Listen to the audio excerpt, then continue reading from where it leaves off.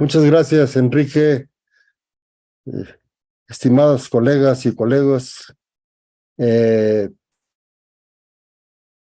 agradezco mucho la invitación de mi amigo el doctor Alcocer y del resto del equipo Greta para compartir esta sesión con ustedes. Buen provecho, por cierto. Y el doctor Luis Alcocer le gusta ponerme a leer. Él sabe de mi dedicación los últimos años a la fisiología cardiovascular y cardiometabólica. Y me dio esta plática sobre los avances recientes en la fisiopatología de la hipertensión arterial sistémica. Yo le agregué, sin solicitar su venia, una frase de mi abuelita, sea en relación a los trajes de novia, que debían tener algo viejo, algo nuevo, algo azul y algo prestado. Creo que es muy importante que Greta vuelva a la vista a los aspectos fundamentales de la fisiología, porque sin estos conocimientos es muy complicado darle un armazón científico a nuestras actividades preventivas y terapéuticas.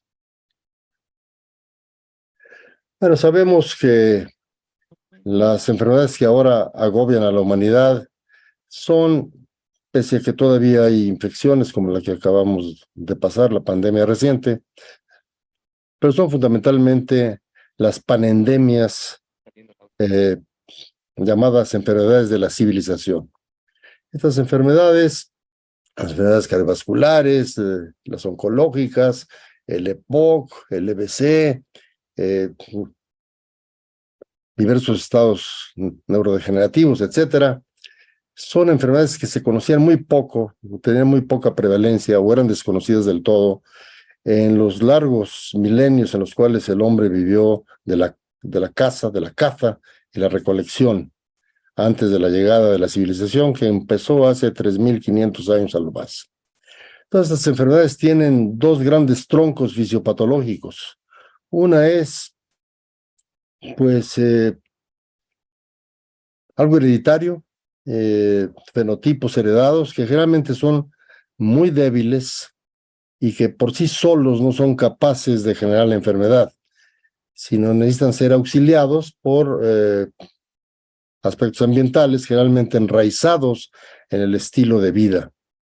Y sin duda alguna que el estilo de vida contemporáneo de las sociedades occidentales u occidentalizadas, pues es perturbadamente antihigiénico, y hacemos y comemos e incorporamos a nuestro cuerpo cosas que lesionan nuestra salud. La conjunción de estos rasgos fenotípicos con los factores ambientales conducen a la enfermedad cardiovascular o a otras enfermedades de la civilización, con lo que esto conlleva de muerte y discapacidad.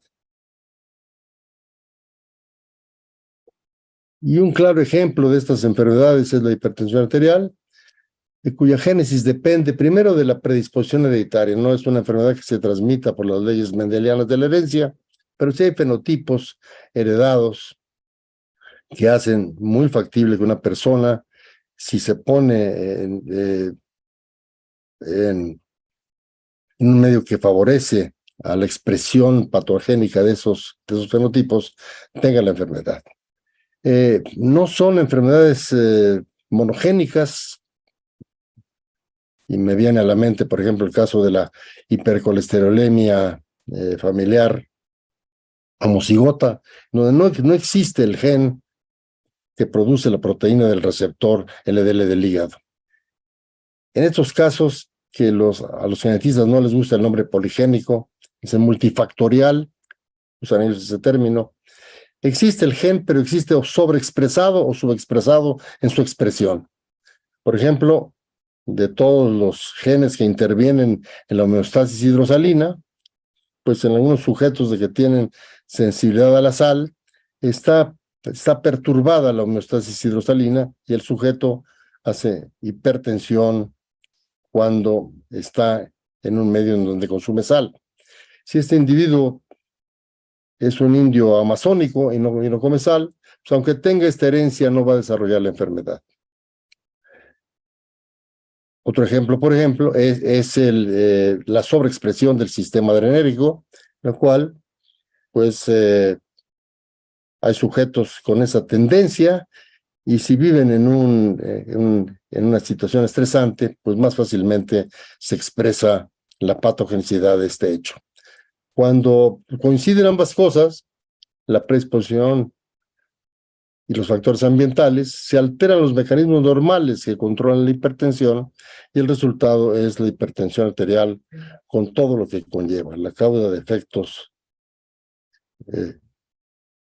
fisiológicos y estructurales desagradables. Una de las cosas que nos enfrentan amistosamente a mi amigo Luis Alcocer y a mí, es que él dice que la hipertensión arterial es algo que va implícito en la edad y que si todos fuéramos a ser lo suficientemente viejos, finalmente tendríamos hipertensión arterial.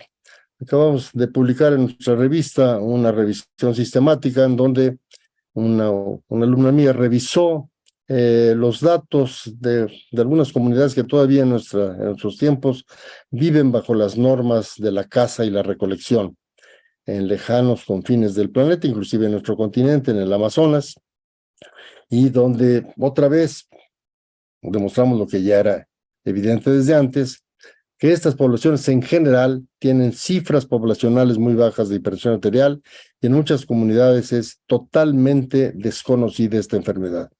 Aquí, junto a la foto de esta hermosa indígena Yanomamo, ese es el nombre, no me culpen a mí, están los datos del doctor Mancilla Carvalho, que muestra que tanto en hombres como en mujeres y en todos los grupos no llegan muchos a edades avanzadas, pero sí, algunos llegan y son ancianos sanos. Vean ustedes cómo la presión arterial apenas se mueve en los dos géneros y en todos los grupos etarios. No es entonces una cosa de que esté ligado necesaria fatalmente a la edad, sino al estilo de vida que favorece que en los ancianos occidentales u occidentalizados haya los cambios estructurales de los vasos elásticos que conducen a la hipertensión.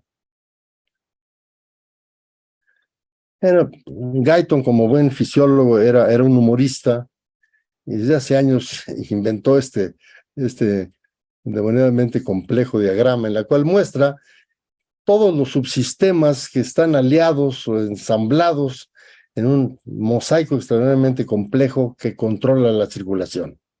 El gasto cardíaco, la dinámica circulatoria, la dinámica de las membranas capilares, los electrolitos, el riñón, lo que ustedes quieran, ensamblados en una cosa extraordinariamente compleja que invita a decir, yo no le entro a este problema de la fisiología de la circulación.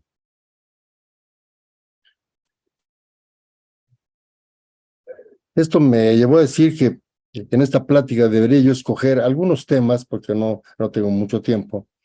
Me acordé el viejo dicho de mi abuelita, que decía que los trajes de novias debían tener algo viejo, algo nuevo, algo prestado y algo azul, como el traje de esta princesa. Lo viejo era el encaje, lo nuevo eran los aretes de diamantes que le regalaron. Lo prestado era la tiara de diamantes del Zorro Real y el azul era el anillo de compromiso que le regaló el príncipe. Bueno, pues algo así haremos con esta plática, habida cuenta de que sería imposible abarcar todos los nuevos campos de la hipertensión y de su fisiopatología. Y lo viejo, muy viejo, es la antiquísima teoría del mosaico de Irving Page. Imagínense, pronunciada en 1947, cuando el de la voz era un hermoso crío de 8 años de edad, y en donde con gran visión, porque él era médico, pero era fisiólogo también, fue uno de los co-descubridores de la angiotensina 2 junto con los grupos argentinos, y tuvo la galantería y la nobleza de intercambiar con los argentinos y de compartir el nombre de la angiotensina 2.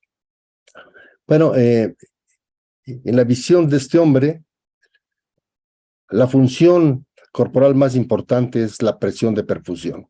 Sin la perfusión no se llevan a los tejidos los elementos necesarios para su incesante actividad biológica.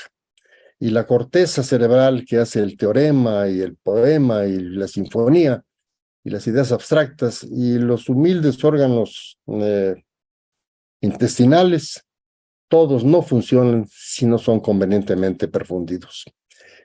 Decía que era tan importante esta función que una serie de subfunciones de orden químico, de la reactividad vascular, del volumen circulante, del calibre vascular, la viscosidad, el gasto, etcétera, etcétera, estaban conectados entre sí a través de asas cibernéticas de control, de tal suerte que lo importante era mantener la presión de perfusión en el nivel correcto para que fueran irrigados los tejidos y no lo suficientemente alto para que se dañara la estructura y la función de las arterias.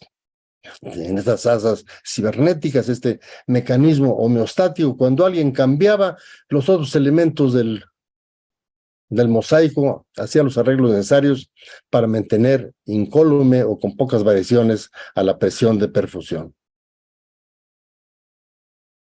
Con el tiempo evolucionaron en la medida en que se avanzaba en los secretos de la fisiología, y el mismo Page le cambió algunos de los elementos, pero con el mismo sentido homeostático, ¿sí?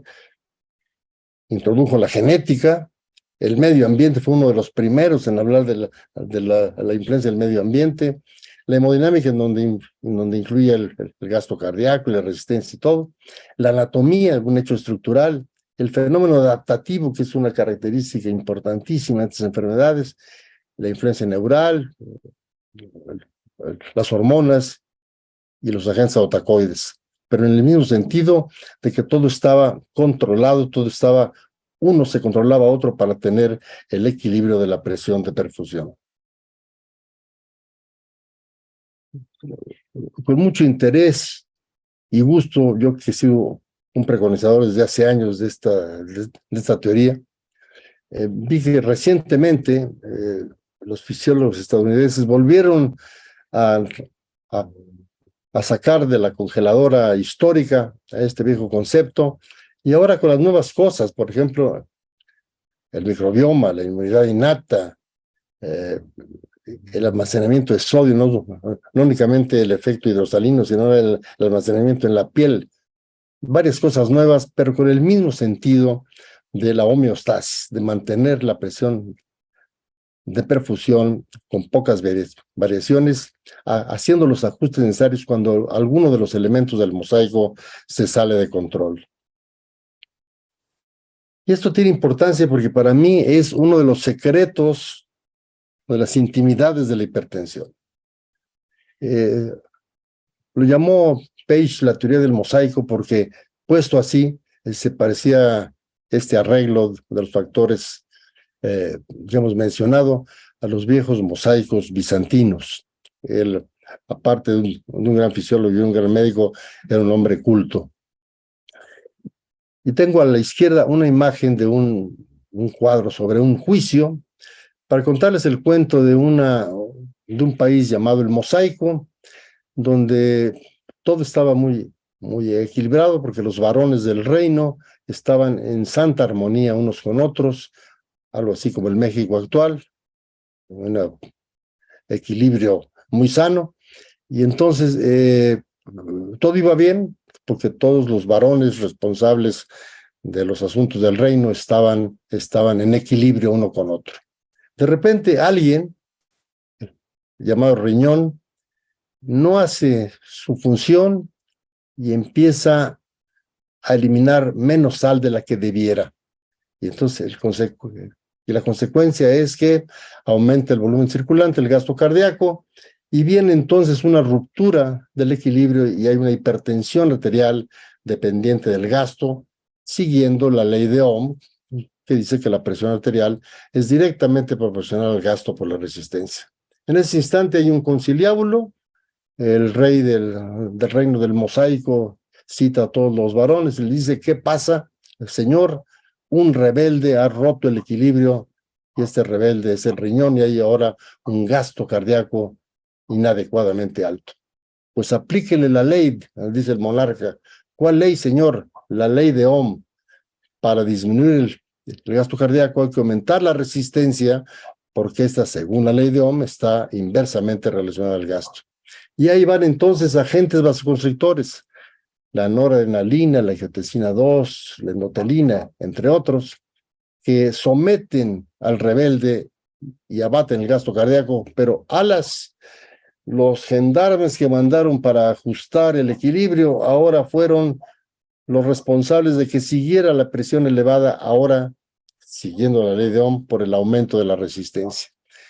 Es decir, que la hipertensión arterial, como una entidad nueva de que tiene 3.500, 4.000 años a lo más entre nosotros, no ha dado tiempo en este corto lapso desde el punto de vista del desarrollo genético para hacer los ajustes genéticos adecuados, y entonces los mecanismos que se echan a andar para controlarlo, pues sale peor el caldo que las albóndigas, como pasa en la ciencia cardíaca.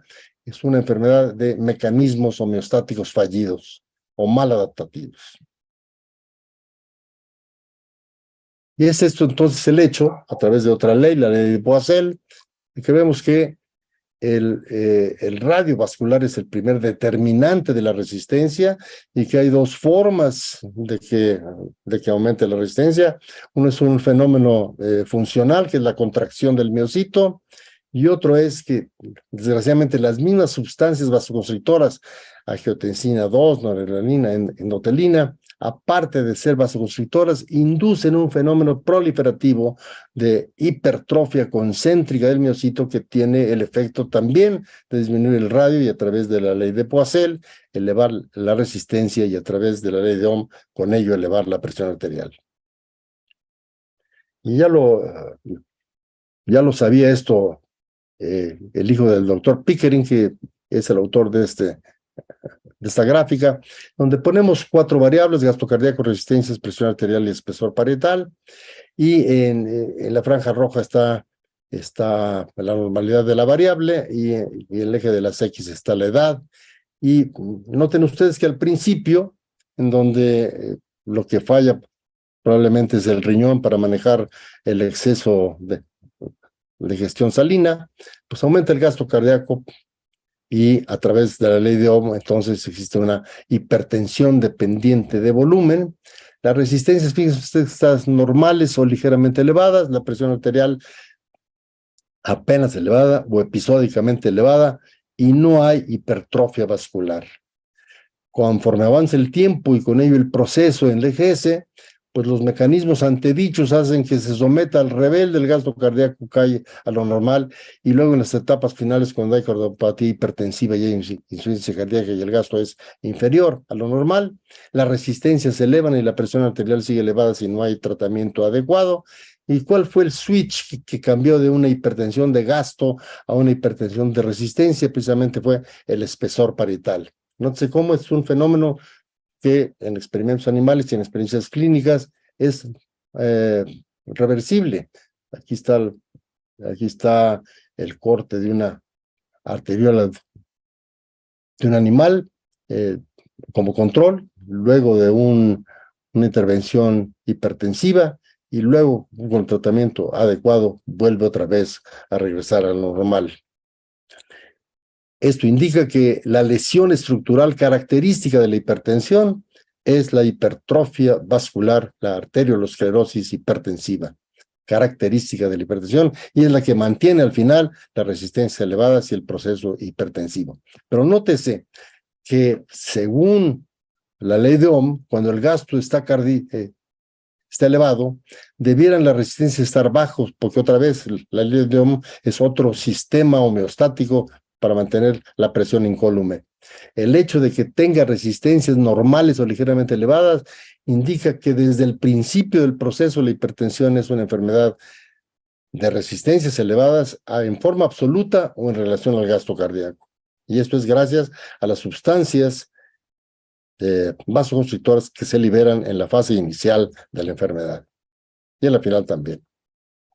Pero y eso es explicado, mi maestro Guyton lo explica muy bien con el riñón de Guyton, que él dice que es el elemento toral de la mayor parte, si no de todos los casos de hipertensión primaria. No sé que cuando uno heredó unos buenos riñones,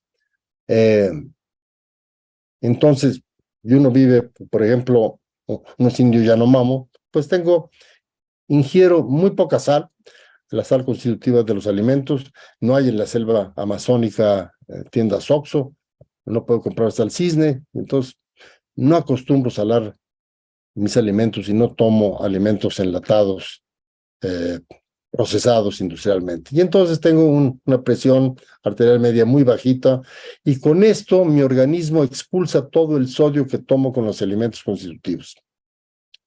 Y si de pronto voy a Sao Paulo y me zampo de 8 a 10 gramos de sal, como tengo un riñón suficientemente apto para manejar todo exceso de sal, aunque aumente varias veces la ingestión, tengo un ligero aumento de la presión, simplemente porque como ahora hay más agua y hay más sodio, necesito más presión para expulsar ese exceso, pero no llega a ser hipertensión. Pero si por otro lado me formé en la fila inadecuada de padres, ya desde el principio tengo la presión ahí marginalmente elevada, pero si no ingiero sal en exceso, no me pasa nada, nunca desarrollo la hipertensión. Pero si me cambio a Sao Paulo, con la ingestión, hago una hipertensión sensible a la sal. Esto, según Gaito, es el elemento toral que explica la mayor parte de los casos de hipertensión primaria. Pero todos sabemos que la sal no le hace el mismo efecto a todas las gentes y que hay en humanos como hay estas ratas DAL modificadas genéticamente, unas que son resistentes a la sal, en la cual si la cargo al animal de sal no le pasa nada a la presión y si le doy un diurético tampoco, en comparación con la rata sensible a la sal, en donde la carga salina o hidrosalina le aumenta la presión y esta revierte rápidamente cuando lo regreso a su dieta hiposódica o le administro un salurético. Y esto es una cosa determinada por la herencia, como está claramente demostrado en la rata resistente o sensible a la sal. Y ya sabemos ahora, y esto es relativamente nuevo, aunque tampoco es así del día de ayer, cuáles son los mecanismos genéticos heredados de la hipertensión sensible a la sal. Sabemos que hay dos grandes vías. Uno, a través de la actividad simpática renal, que le interesa mucho a nuestros compañeros intervencionistas, porque todavía está vivo lo del tratamiento de quitar a través de artefactos la inervación simpática. Hay nuevos datos y nuevos artefactos, pero lo que importa ahora es ver que esta actividad simpática renal, que por supuesto nace en los centros simpáticos del tallo cerebral y del hipotálamo, y a través de las conexiones postganglionares llega a la extensa red simpática en el riñón, y de eso depende a través de la activación del receptor glucocorticoide y a través de una sinasa llamada silicina, es WN4, se activa el cotransportador de sodio cloro en el túbulo distal, en la parte inicial del túbulo distal, donde normalmente se expulsa potasio y se absorbe sodio en cantidades pequeñas, por cierto, y este transportador es entonces inhibido en esta forma. El otro, muy importante, es a través de la aldosterona y de un regulador pleiotrópico llamado RAC1 que actúan sobre el, el receptor mineralocorticoide. Es un receptor flotante, no es un receptor membranal como estamos acostumbrados, y ahí llega entonces la aldosterona luchando con otros esteroides y del acoplamiento de la aldosterona con su receptor se traslocan al núcleo de la célula y entonces se activan unas sinasas como esta CGK1, que es una sinasa regulada por el suero y los glucocorticoides, que activa a su vez a canales iónicos. En la parte distal del túbulo contorneado está el cotransportador sodio-cloro y también el canal epitelial de sodio, mientras que en el túbulo conector y en el túbulo conector cortical únicamente existe este último. A través de estos, entonces, de la disfunción de estos canales, existe una reabsorción aumentada del sodio, y esto es una cosa heredada, y esto es lo que causa entonces que un sujeto sea sensible a la sal y desarrolle hipertensión. Y así funciona, y este es el mecanismo de Blaustein, aunque varios otros también describieron este fenómeno, cómo acoplar todo esto con el mecanismo de Guyton. Es el riñón que está hecho para el equilibrio, es una de sus 4 grandes funciones del riñón, entre lo que ingresa de sodio y lo que se excreta en la orina. De este equilibrio depende la magnitud del volumen circulante. Cuando se rompe este equilibrio porque tenemos un mal riñón genéticamente destinado a no soportar el exceso de sal, viene entonces un desequilibrio y aumenta el volumen plasmático, y esto echa a andar de una forma complicada la producción de digitálicos endógenos que actúan como nuestra vieja digital en mecanismos moleculares de extracción del sodio. Existen 2 tipos, los cardenólidos y los bufadienólidos, que actúan fundamentalmente estos últimos, aumentando el sodio y el calcio en el miocito arterial, por lo tanto el tono arterial y por lo tanto la presión arterial.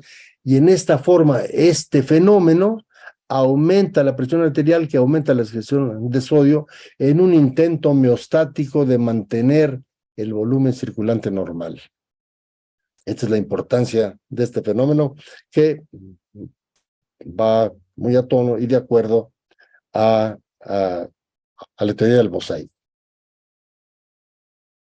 Esta es la bomba de sodio, potasio ATPasa, es una proteína membranal, donde tiene la fina tarea de expulsar el sodio contra su gradiente osmótico. Hay mucho sodio afuera, poco adentro, y el potasio al revés. Y lo que hace es entonces, utilizando una parte de la estructura, tiene propiedades de ATPasa, hidroliza el ATP, libera la energía almacenada en los enlaces trifosfatados, y esa energía la usa para mover al sodio contra su gradiente osmótico, 3 átomos de sodio fuera, y meter también contra el gradiente osmótico 2 átomos de potasio.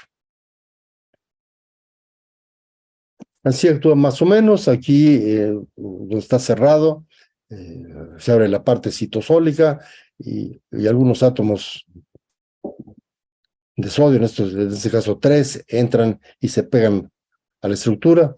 Viene la hidrólisis, entonces una parte de la molécula tiene propiedades enzimáticas de ATPasa, y esta energía se usa para mover contra el gradiente osmótico al sodio, por eso una bomba, y en la misma operación el potasio entra y se apersona en la parte interna de la bomba. Se cierra esta, y cuando sale el fósforo, se abre en el lado del citosol y el potasio entra. Esto es como emite o expulsa 3 átomos de sodio e ingresa solo 2 de potasio, y por eso se dice que la bomba es electrogénica, es decir, causa una diferencia de potencial negativo, que es lo que caracteriza a las células, de que están bañadas en un en un mar de cationes, sodio y calcio, recordando las características físico-químicas del mar primitivo en donde se generó la vida, y los aniones negativos dentro. Entonces, al expulsar 3 átomos, 3 cationes, e incorporar únicamente 2, es electrogénica y es una de las razones por las cuales el interior de la célula en reposo es negativo.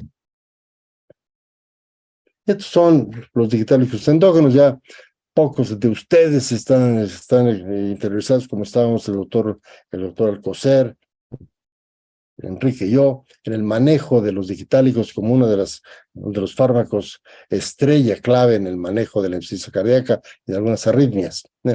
La vieja guavaína, la digoxina, viene también, todos estos vienen de las plantas, y también hay unos de la piel del sapo, tiene el nombre marino bubagenina porque viene del bufo marinus, que es este feo animal, el sapo, que tiene una piel tóxica porque tiene este esteroide cardiotónico. Se les llama esteroides cardiotónicos o digitálicos endógenos.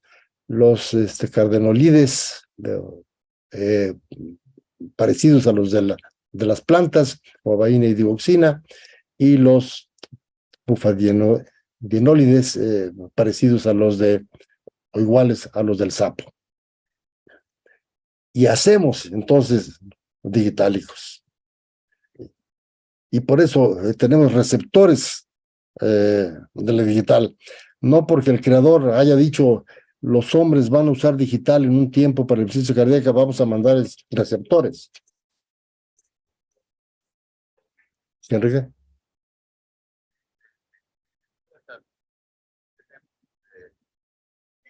Ah, ¿me regreso?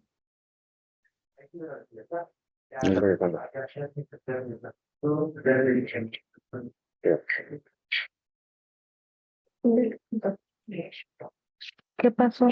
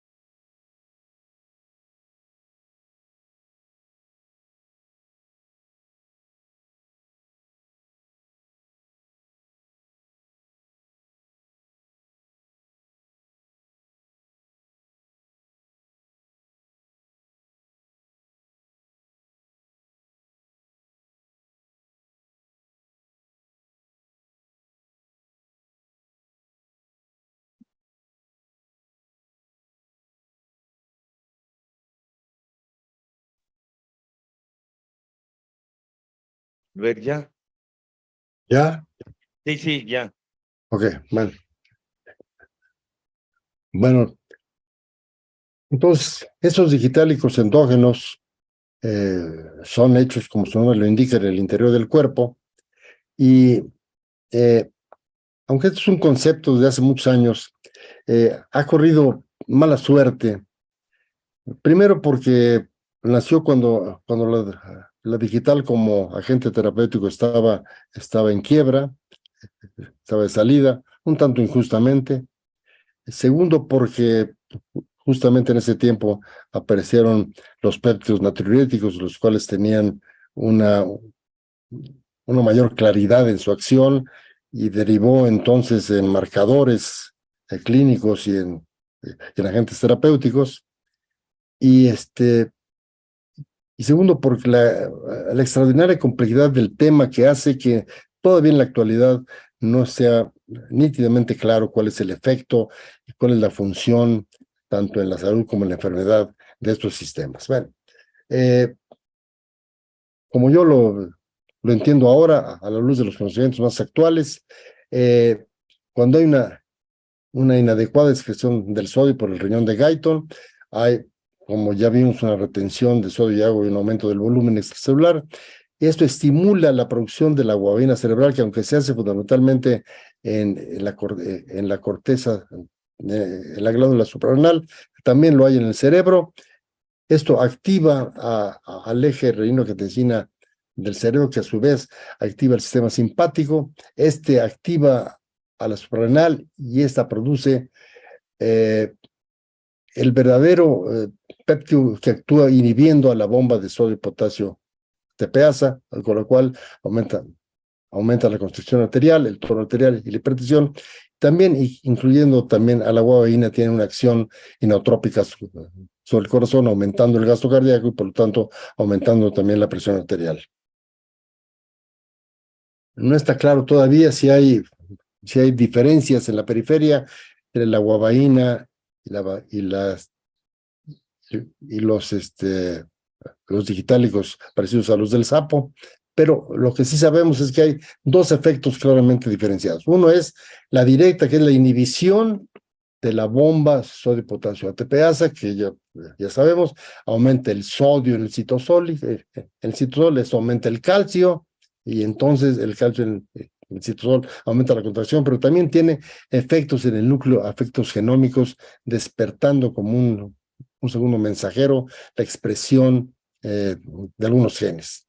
Y lo más importante es que también estos digitálicos actúan a través de este protogene llamado SCR, con el conocido receptor del factor del crecimiento epidérmico, que con su activación produce varias cosas. Uno, la endocitosis de todo el sistema, y también la echada a andar de sistemas de señalizaciones, la fosfolipasa C, las sinasas activadas por los mitógenos, las especies reactivas de oxígeno y el fosfatidilinositol o 3-sinasa. Todos ellos actúan haciendo que el gen exprese genes de crecimiento celular, de apoptosis, de fibrosis, de autofagia, etcétera.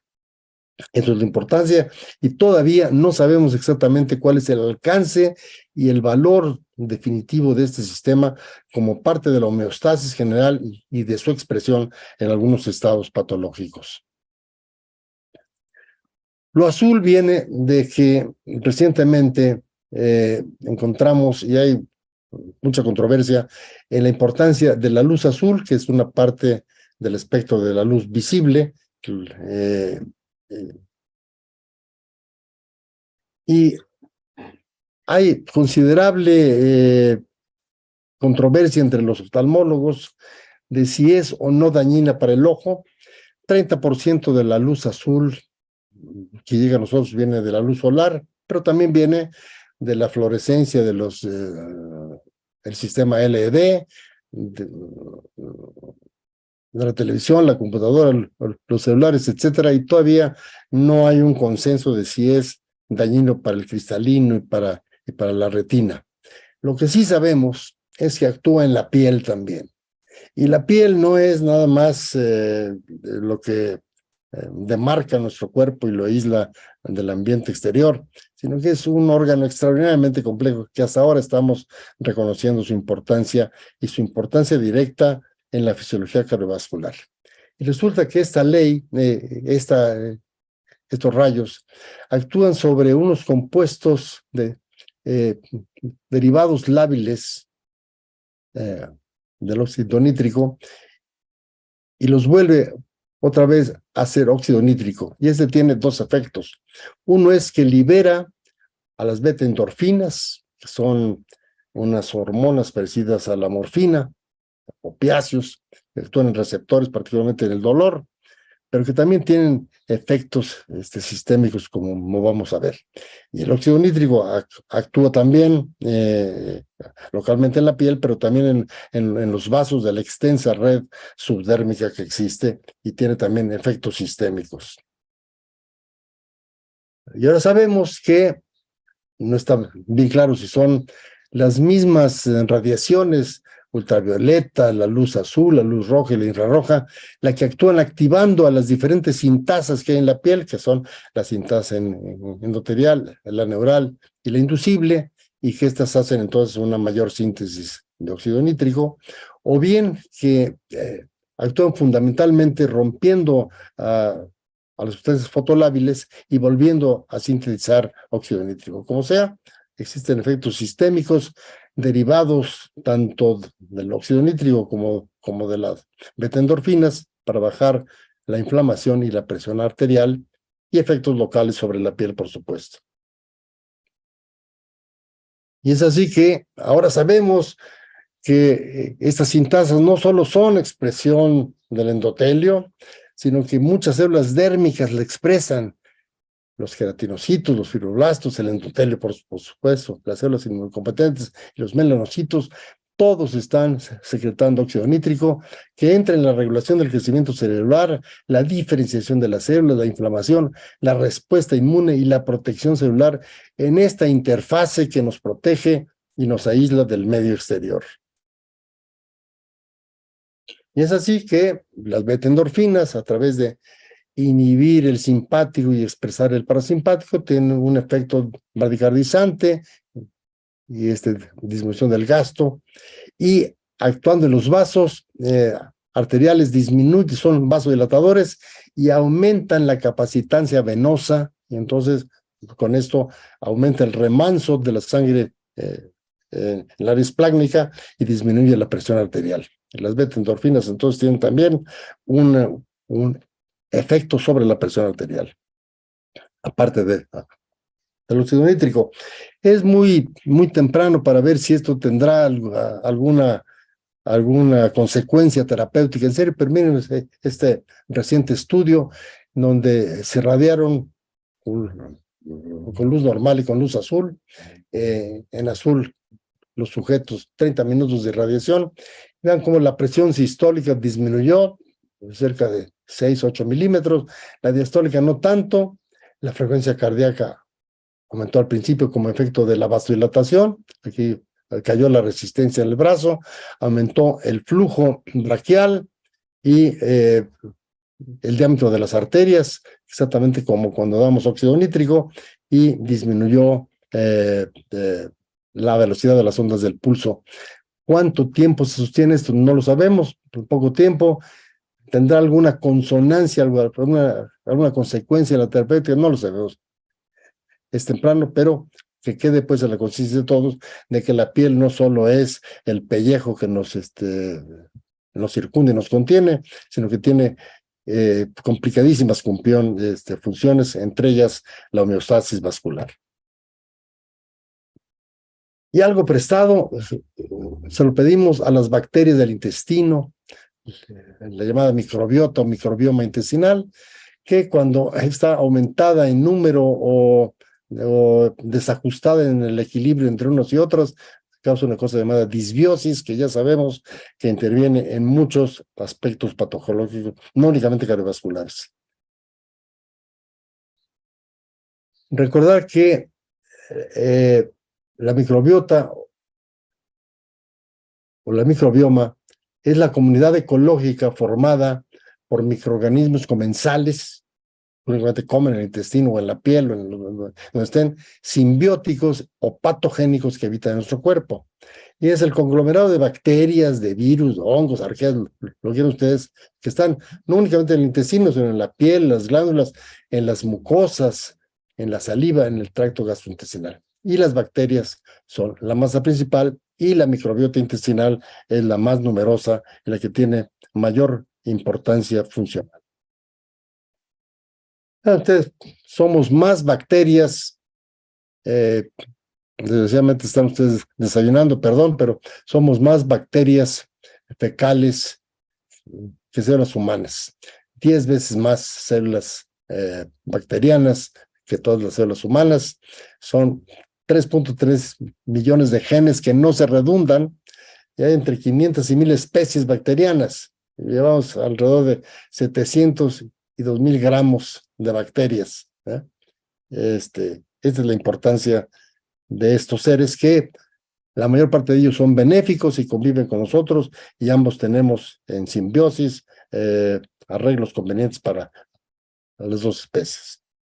Y ahora sabemos que, entre otras cosas, la disbiosis, que es la consecuencia de una dieta inadecuada, de la obesidad, de la diabetes, de la edad, el género y los antibióticos también, pues causa, entre otras cosas, inflamación, y la inflamación causa disfunción endotelial y aumento del eje renina-angiotensina-aldosterona y finalmente también una alteración de la homeostasis hidrosalina.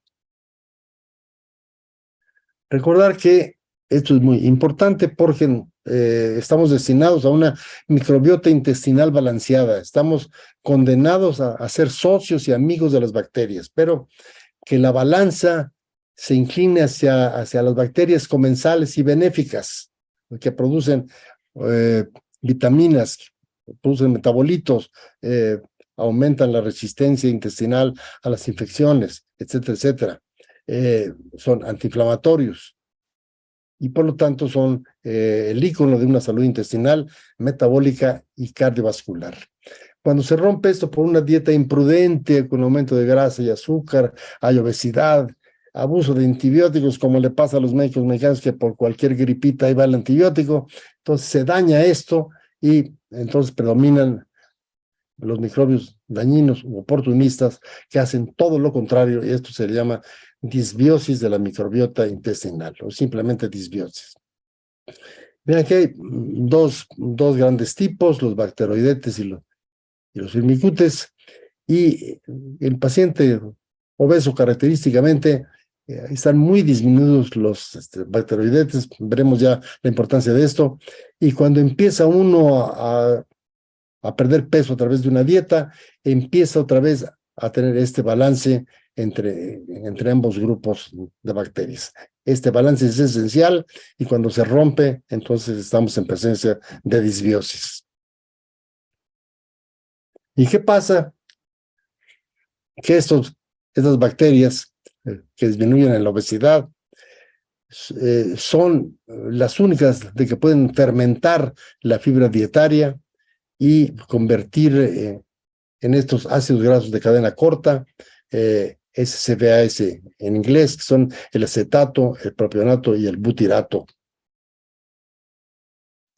Y hay receptores de la superfamilia esta que conocemos, receptores membranales acoplados a las proteínas G, por ejemplo, el de la angiotensina 2, el de los adrenérgicos, el del péptido intestinal, el de la endotelina, todos son de ese tipo de receptores, cada uno específico para un tipo de agonista. Y estos pequeños ácidos grasos actúan en receptores específicos y actúan en un sinfín de cosas buenas, pero fundamentalmente me interesan estos, el número 41 y el OLFR78, donde tienen una acción sobre la presión arterial.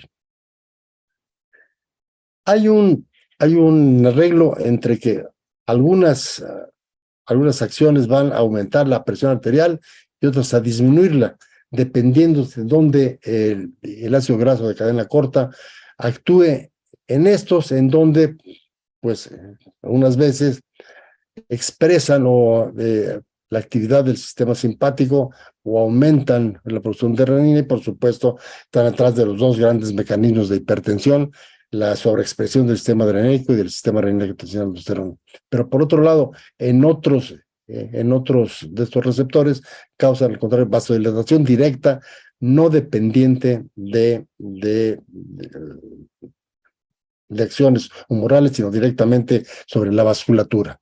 Y ya sabemos que la inflamación, que es una de las características de la disbiosis, porque entra en el intestino sustancias proinflamatorias, pues causan estrés oxidativo y con esto el oxidado aumenta la expresión de endotelina 1 y disminuye, causa disfunción endotelial con una disminución del óxido nítrico disponible y esto causa entonces o coadyuva a la hipertensión. Y ya vemos que entonces aquí es tanto en el miocito vascular como en la célula renal yuxtaglomerular. Estos receptores con estos ácidos grasos actúan modulando la presión arterial, a veces para bien, a veces para mal. Y otras sustancias que dependen fundamentalmente del metabolismo de la colina, como son la trimetilamina, productos de descomposición. Esto es lo que hace a que huela a pescado podrido. Cuando existe disbiosis, una disminución de la resistencia o un aumento de la permeabilidad de la mucosa intestinal, entran al organismo, en el hígado son convertidos en una forma oxidante, la TMAO, y a través de mecanismos complejos que no es el momento y no tengo tiempo para hacerlos, actúan en la obesidad, en la diabetes, en la resistencia a la insulina, en la dislipidemia y en la hipertensión, y son entonces parte etiopatogénica del mal llamado síndrome metabólico. Bueno, ven ustedes que en este rapidísimo recuento, pues sí vimos algo viejo, algo nuevo, algo azul y algo prestado, pero no se nos olvide que el atuendo de novia tiene un chorro de accesorios más: los zapatos, el corsage, la liga, el perfume, el misal, lo que ustedes quieran. Quedan muchísimas cosas, y únicamente recordar que la hipertensión arterial está en un instante del saber verdaderamente revolucionario. Esta es una nueva forma de expresar el famoso mosaico, en donde existen cosas nuevas más. La piel, por ejemplo, hasta ahora estamos incorporándola, y la importancia de la contaminación ambiental y del estrés psicosocial. Todo eso nos dice que los que nos llamamos o queremos ser expertos en hipertensión, estamos a estar atentos al desarrollo parcelar de cada uno de estos pequeños reinos, para entender cada vez mejor la patogenia de la enfermedad arterial y tener armas basadas en la ciencia y en la razón para hacer nuestra actividad preventiva y curativa. Y con eso les agradezco mucho su atención.